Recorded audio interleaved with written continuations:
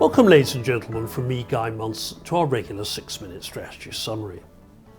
Despite the multiple economic, geopolitical and banking challenges of the last few months, global equities have continued to make steady gains right through 2023.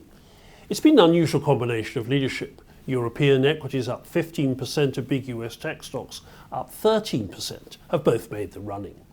In the case of the former, relatively attractive valuations in Europe and extraordinary success in mitigating Russian energy risk have helped. In the case of the latter, the big US tech stocks have been aggressive on cost cutting and layoffs, and of course have robust, cash-rich balance sheets that have attracted nervous investors. Equities have also managed to achieve these returns alongside a marked fall in volatility. This is in sharp contrast to the bond markets, where volatility has soared as central banks continue their delicate balancing act of trying to contain inflation on the one side, but supporting a fragile regional banking system on the other.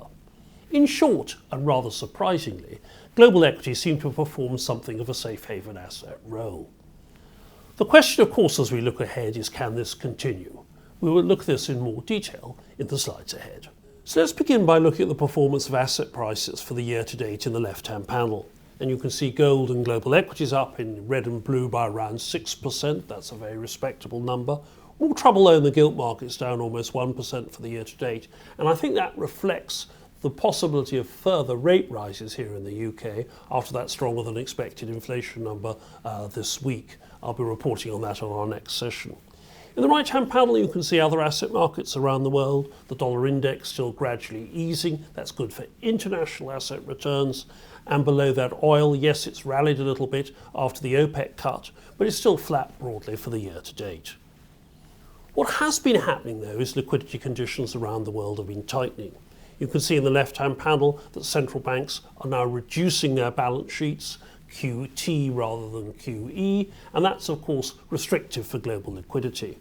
On the right-hand panel, we've looked at this before, the Senior Loan Officer Survey. That's how tight bankers are being about their own loans, and you can see those are continuing to tighten for consumers and for businesses, household and for businesses.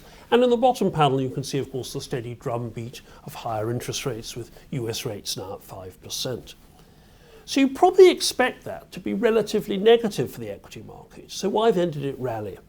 Well, I think the first answer is really in the effect of these financial crises. Over the last 7 months, you can see as US 10-year bond yields have risen, the crisis in the UK gilt market in September, the bankruptcy of FTX, the crypto trader in November, and now in March, the bankruptcies of banks in the US and Europe. That's of course meant that some of the work of the central bankers will actually be done by these crises. They'll tend to reduce activity and tighten market conditions, so they won't need to push interest rates quite as high.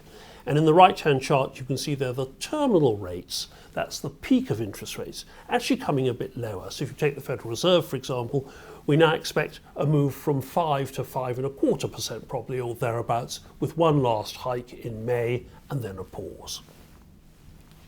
The second big factor that's helped equities is a strong rebound in China as COVID reopening takes place. You can see on the left-hand panel that yellow line, GDP beginning to climb back upwards, 4.5% in Q1, better than expected, and will accelerate from there.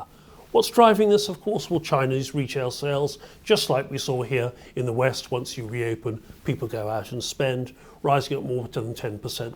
That's a robust number, and that'll support earnings right across China-centric Asia. The third issue is that fund managers themselves are actually quite cautiously positioned. As I've shown you before, that's ironically a reason for markets to rally. In other words, there's more liquidity for them to spend. Using the Bank of America Fund Manager Survey for April, which we've looked at before, in that left-hand panel you can see the number of managers overweight equities versus bonds at its lowest since the 2008 financial crisis. In other words, investors themselves are quite bearish of equities. On the right-hand side, you can see that asked another way, the absolute net overweight by asset class. People are heavily overweight cash, alternatives and some bonds, and very underweight equities. This ironically means there's dry powder for markets to rise and to catch up. Fourthly, I've always rather liked an old historic parallel, which is the performance of equity markets in each year of the presidential cycle. I've gone right back to 1921. If you follow that red line, typically the pre-election year, the pre-election cycle, sees a strong rally in US markets. Why? Because, of course, the White House wants to goose the economy to do as well as it can in the subsequent election. This time the blue line S&P 500 hasn't responded. That's probably because of the stresses in energy markets and the war last year. But you can see if history is any guide, there's quite a lot of potential catch-up. Fifthly and finally, of course, as we see companies here in the office and globally, they are facing a much more stable world in terms of costs of freight and transport, of global supply chain conditions, and that's allowing them to be a little bit more optimistic in their dividend growth. We expect dividend growth of 8.5% for the year ahead, and of course share buybacks are still growing strongly. So the corporations themselves in relatively good shape. So what does all this mean for strategy?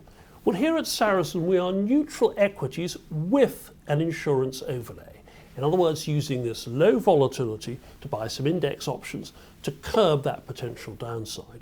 Also in our equity selection, we're relatively conservative, looking for more defensive sectors if the world does slow faster than expected now. We're modestly overweight bonds, mainly in investment grade, and some bank issues which offer real value. Underweight correlated alternatives, infrastructure particularly because of higher discount rates. And we like some of the uncorrelated alternatives, gold, carbons, metals.